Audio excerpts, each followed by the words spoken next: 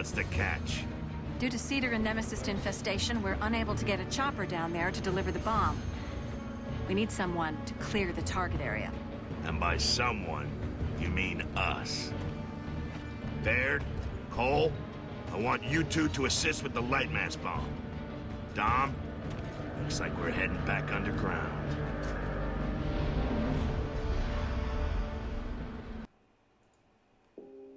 There's really no more simple way to say it. Sequels are hard. With an established audience, developers face an expectation that the game will be the same as the previous entries, while at the same time being different enough to excite and breathe new life into an existing IP. While they're a reasonably safe bet from a fiscal perspective, from a critical perspective, sequels are forced to walk a tightrope while stuck between a rock and a hard place.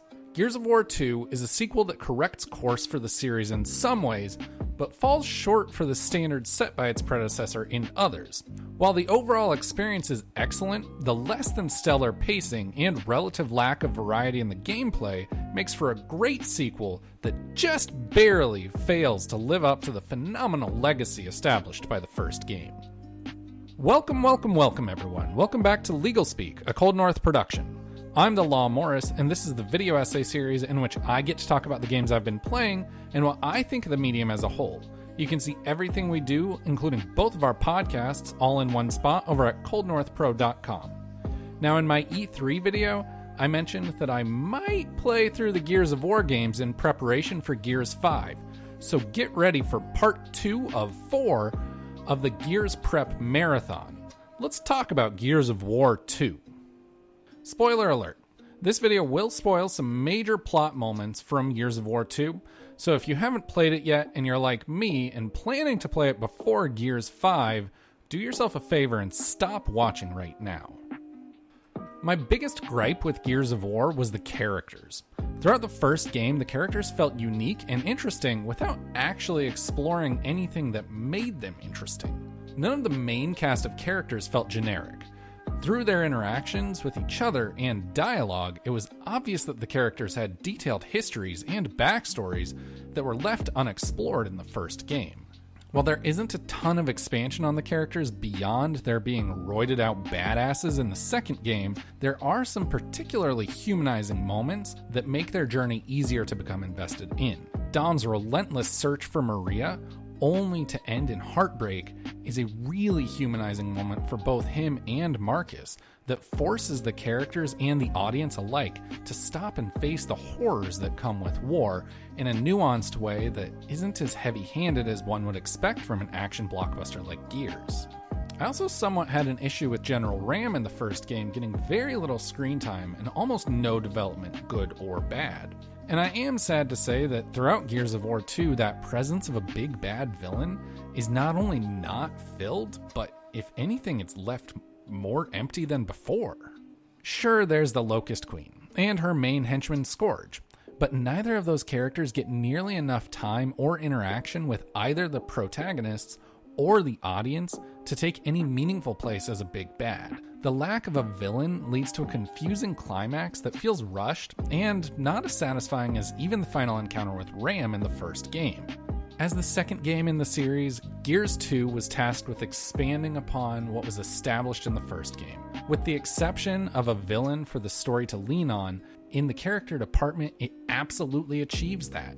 Gears 2 takes its characters from unique and charming soldiers that I enjoy playing as, to being well-developed people with depth and real motivations. And characters aren't the only thing Gears 2 improves upon.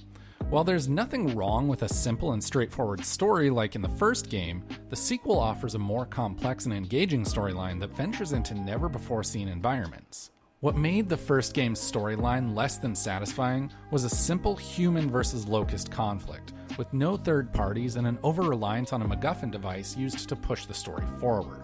Gears 2's introduction of conflict within the locust population and segmenting the locust into the standard locust and the lambent brings a much-needed level of complexity to the serviceable story. War over resources and divided factions of the same groups makes for a thoughtful allegory in a game that is clearly trying to be more than its predecessor. Gameplay is on point once again, and the single element of the game that is most unchanged from the first to second games. Shooting and movement still feel tight and responsive, the arsenal of weapons available to the player is empowering and well-balanced, making it feel like a catered experience for players to gravitate towards their favorites, and minute-to-minute gameplay is very engaging. The variety of offerings for shooting encounters the first game provided are replaced with more by-the-numbers corridor shooter sequences, rarely offering the same degree of freedom found in Gears 1. But while the shooting sequences feel more straightforward and less creative than those in the first game, they are still able to rely on the excellent shooting mechanics and the immensely satisfying feeling of popping locusts' heads like they're cherry tomatoes. Where Gears 2 struggles is in its pacing. In my review of Gears 1, I commended the game for its best-in-class pacing, keeping the player enthralled by never allowing them to do the same thing for an extended period of time. Pacing in Gears 2 isn't handled as well. The variety is cut down, and the player finds themselves doing single things for longer, but in addition to that, the different permutations used on the same sequences are significantly curbed as well.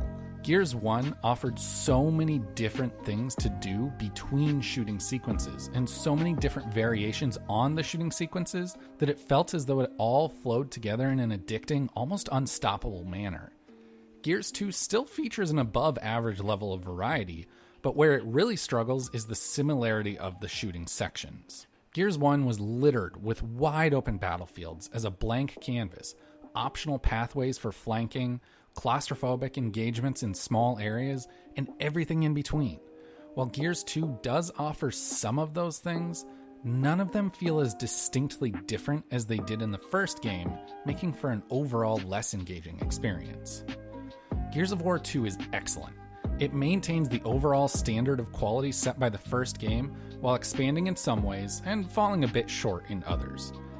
When I say I didn't enjoy Gears 2 as much as Gears 1, it's important to note that it is a marginal difference between two really excellent games. Gears of War continues to surprise me with incredible gameplay, great characters, and an outstanding universe that I'm eager to experience more of in Gears 3 and 4, so expect a video on each of those games in the coming weeks.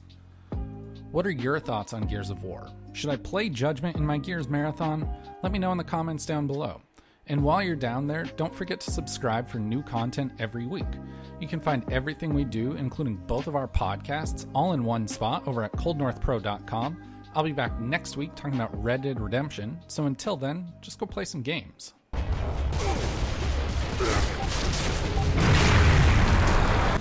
not what I had in mind, but that'll work.